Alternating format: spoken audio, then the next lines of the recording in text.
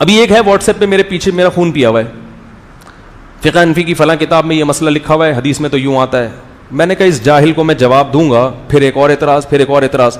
تو جب 10-15 سوالات, حالانکہ سب باتوں کا جواب ہے میرے پاس, تو میں نے پھر جب زیادہ ہو گئی میں نے لکھا خیریت بس اور 5-6 سوالیہ نشان بنا. کوئی پرابلم ہے, کوئی خارش کی بیماری ہے,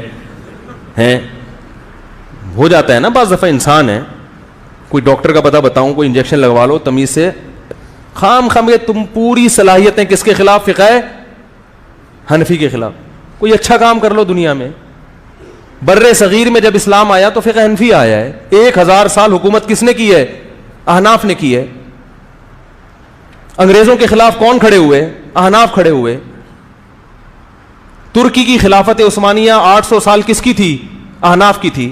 اگر تم حنفیوں کو غلط کہنا شروع کر دو گے تو گورا بولے گا تو 1000 سال تو تم غلط لوگوں کے کنٹرول میں رہے ہو, تو تم اب کیا صحیح کرو گے ہیں؟ تمہارا اسلام غلط لوگوں کے ہاتھ میں رہا ہے, مشرک اور گمراہ لوگوں کے ہاتھ میں رہا ہے. 1000 سال ہو گئے, تم لوگ صحیح لوگوں کی حکومت ہی نہیں آ سکی ہے. بر صغیر میں اور خلافت عثمانیہ جو یورپ سے لڑتی رہی ہے اور غیر مسلموں سے لڑائیاں ہوتی رہی ہیں, وہ سارے ہی گمراہ تھے. پشاور میں بھی غلط اسلام آ گیا تھا اس وقت, اور لاہور میں بھی غلط والا اسلام آیا تھا. شروع سے اسلام ہی غلط آیا, تو فقہ حنفی آیا نا شروع سے, تو یہ سبھی غلط آیا تھا. تو یار اب کیا, اب تھوڑے قیامت تھوڑی سی دن رہ گئی ہے, اب صحیح کرنے کی کیا ضرورت ہے؟ ہم یہ کہتے ہیں کہ اسلام جب آیا تو اس وقت سے اب تک صحیح اسلام ہی چلتا آ رہا ہے. جہاں غلطیاں ہوئی ہیں علماء اس غلطیوں پہ تنبیہ کرتے رہے ہیں اور اس غلط کو صحیح کرنے کی کوشش کرتے رہے ہیں. پھر بھی کچھ غلط رہا اور کچھ صحیح ہو گیا. لیکن پورے سیٹ اپ ہی کو غلط قرار دینا, پورے فقہ کو غلط قرار دے دینا, یہ بات پھر 4 بیوقوف تو آپ کے ساتھ اکٹھے ہو جائیں گے. امت کا بڑا طبقہ اس بات کو نہ ذہنی طور پر قبول کرے گا, اور اس سے سوائے لڑائی جھگڑوں کے اگر آپ کو فقہ حنفی سمجھ میں نہیں آتا تو ہم کب کہہ رہے ہیں کہ ساری دنیا جب تک فقہ حنفی کو فالو نہیں کرے گی جنت میں نہیں جائے گی؟ ہم کب کہہ رہے ہیں؟ تو چھوڑو, تو نہیں کرو فالو بھائی فقہ حنفی کو, کسی اور فقہ کو فالو کر لو, لیکن کوئی اچھا کام کرو دنیا میں. اور یہ جو آپ اعتراضات کر رہے ہو فقہ حنفی پہ, بہشتی زیور پہ, یہ آپ کے اعتراضات درست نہیں ہیں. ہم اپنی صلاحیتوں کو اس لیے ان چیزوں میں نہیں لگاتے کہ یہ جو کام ہم کر رہے ہیں یہ رہ جائے گا. اللہ کی قسم ان کے ایک ایک اعتراض کے ایسے جوابات ہمارے پاس ہیں, یہ سامنے آ کے بیٹھ کے بات کریں, یہ نہیں ٹھہر سکتے انشاءاللہ. اس لیے نہیں کہ ہم بہت بڑے عالم ہیں, اس لیے کہ یہ بہت بڑے جاہل ہیں, ان کو کچھ بھی نہیں آتا. یہ 2-4 باتوں کے بعد پھنس جائیں گے یہ. لیکن ہمیں بڑوں نے منع کیا کہ اپنی صلاحیتوں کو ان بیوقوف اور بیکار لوگوں پہ ضائع مت کرنا, اور ان کی ترقی دیکھ کے گھبرانا بھی نہیں. ہر دور میں کچھ بیوقوفوں کا ایک مجمع اکٹھا ہو جاتا ہے, یوٹیوب پہ بھی ہو جاتا ہے اور مجموعوں میں بھی ہو جاتا ہے. یہ لوگ اسلام کی کوئی خدمت نہیں کر رہے, ان کا یہی کام ہے, فلاں قاضی ابو یوسف غلط تھے, فلانے غلط تھے, حضرت معاویہ معاذ اللہ غلط تھے, فلاں نے یہ کر دیا, فلانا ایسا تھا, فلانا ڈمکا. پوری آہستہ آہستہ آہستہ آہستہ سب پہ اعتماد ختم. وہ بحثیں جن سے امت فارغ ہو چکی ہے, ان کی فائلیں لپیٹ دی ہیں, ان چیزوں کو اٹھا کے بس امت میں ایک تفرقہ پھیلانا. کوئی اچھی اسلام کی خدمت نہیں کر رہے یہ لوگ, اور نہ ان سے امت کو کوئی اچھی امیدیں وابستہ کرنی چاہیے. اور باقی ہم جو جواب نہیں دیتے تو اللہ کی قسم ایسا نہیں ہے کہ ہمیں پتہ نہیں ہے, ایسا نہیں, ہمیں پتہ نہیں. میں نے ایک دفعہ بیان میں کہہ دیا کہ بہشتی زیور پڑھایا کریں, تو کسی نے کہا بہشتی زیور تو کتاب ہی غلط ہے. تو میں نے کہا کوئی جو مسئلہ بہشتی زیور کا غلط ہو نا تو قرآن و حدیث سے ثابت کریں, اور میں انشاءاللہ جواب دوں گا اس کو, میں انشاءاللہ جواب دوں گا. لیکن جواب دینے کا طریقہ کیا ہے؟ جواب دینے کا یہ طریقہ نہیں ہے کہ کوئی بھی اٹھ کے پرچہ لکھ کے دے دے اور میں جواب دوں, پھر یوٹیوب پہ ایک جواب آ جائے. مجلس بیٹھے میرے سامنے آ کے بیٹھے تمیز سے, ٹھیک ہے نا, اور جب میں اس کا جواب دوں تو وہ جو لائیو ریکارڈنگ ہے اس میں بولے کہ مجھ سے بہت بڑی غلطی ہوئی ہے, آئندہ میں اعتراض, کیونکہ جس میں ہمیں خارش نہیں ہے آپ کو تو باقاعدہ کیا ہے, تو اس کا تو ابھی یہاں کھجلی اور تھوڑی یہاں شروع ہو جائے گی, تمہیں یہاں ہو جائے گی, پھر یہاں ہو جائے گی, تو سارا دن بیٹھ کے ہم تمہاری یہاں سے کھجلی ہی دور کرتے رہیں. باقی ہم نے کب کہا بہشتی زیور قرآن ہے بھائی, ہم نے کب کہا بہشتی زیور قرآن ہے کہ اس میں کوئی چیز غلط ہو ہی نہیں سکتی. تو وہ تو ہم بھی بعض چیزوں بہشتی زیور کے بعض مسائل ایسے ہیں جس پہ ہم فتویٰ نہیں دیتے. بہشتی زیور کے بعض مسائل ایسے ہیں جس پہ بہشتی زیور میں لکھا ہے کہ 15 شعبان کا روزہ سنت ہے, ہم یہ کہتے ہیں سنت نہیں ہے.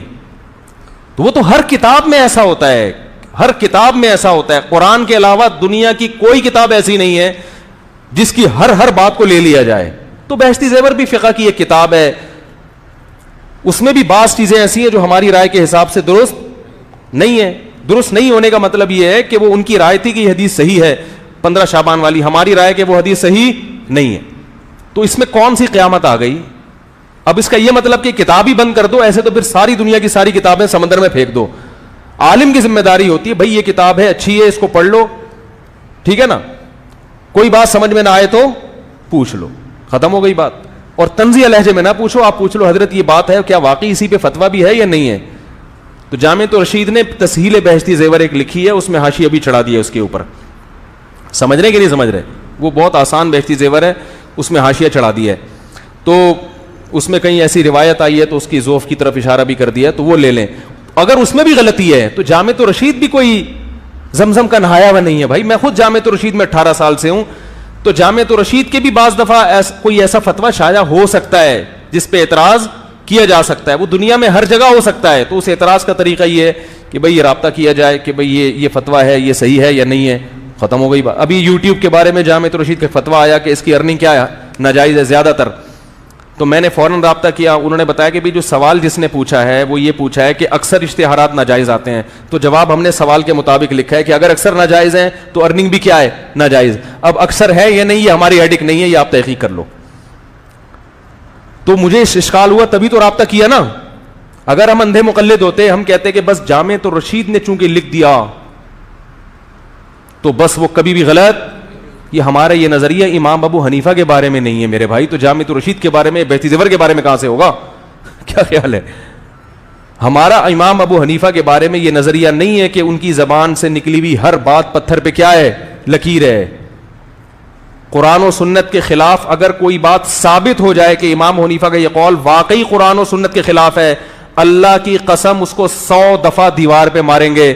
اور اس قرآن و سنت کے ہوتے ہوئے اگر کوئی پھر بھی امام ابو حنیفہ کو فالو کر رہا ہے اور اس کو برحق سمجھتا ہے, ہمارا یہ فتویٰ ہے کہ اسی وقت دائرہ اسلام سے خارج ہو جائے گا, کیونکہ اس نے امام ابو حنیفہ کی حیثیت قرآن و حدیث سے بڑھا دی.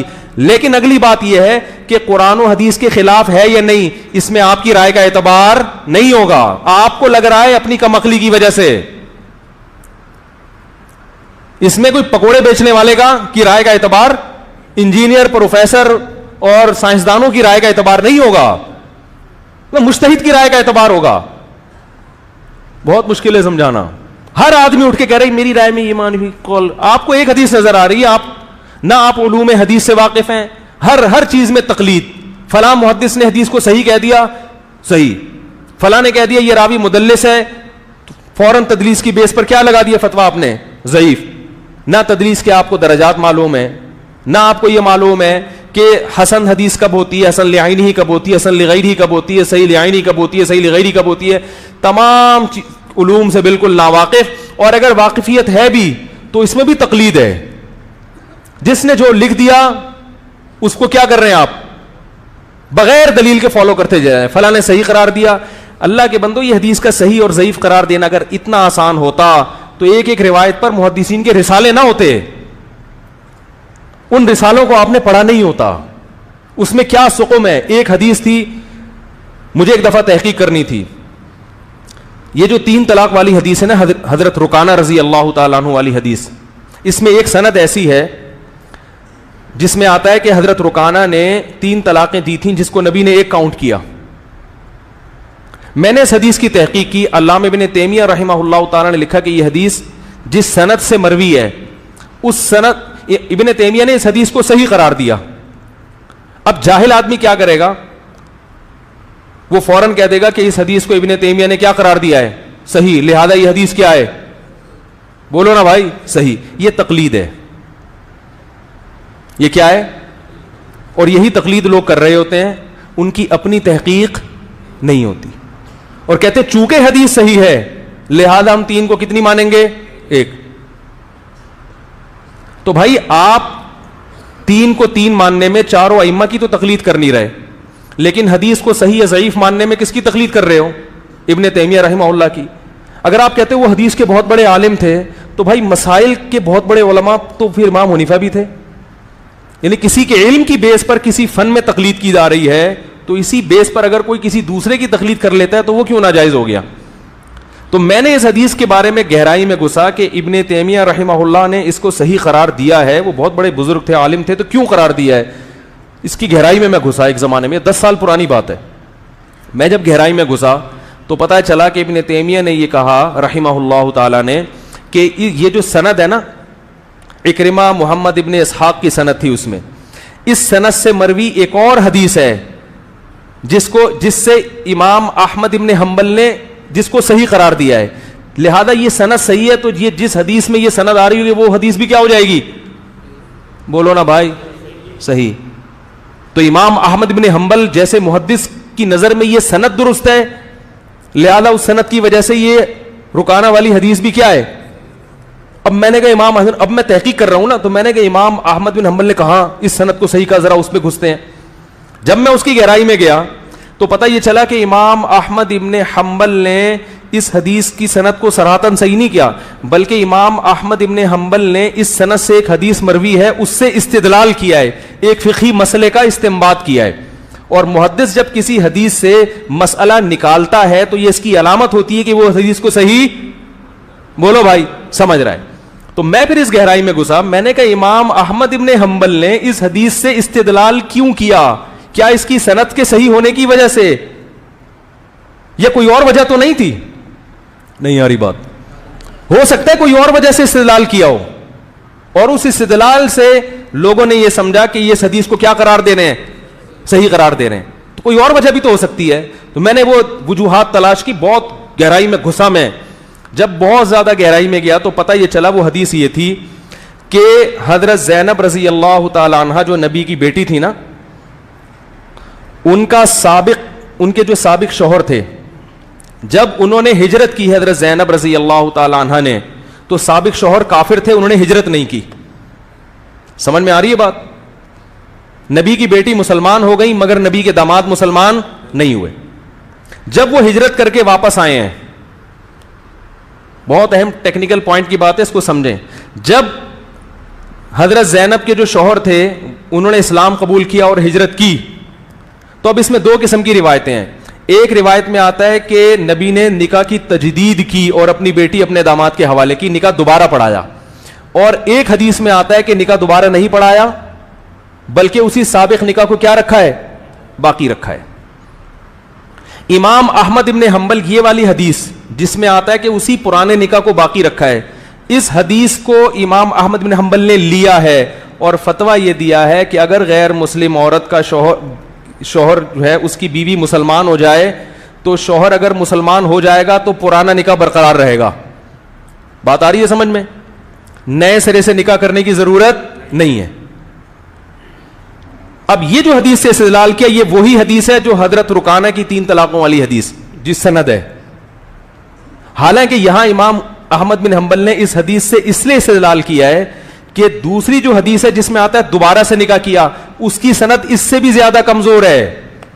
اب محدث کے پاس 2 ہی حدیثیں ہیں استدلال کے لیے, مجتہد کے پاس 2 حدیثیں ہیں کہ یا تو پرانا نکاح برقرار رکھا یا دوبارہ سے نکاح کیا, تیسرا کوئی آپشن امام احمد بن حنبل کے پاس سرے سے ہے ہی نہیں.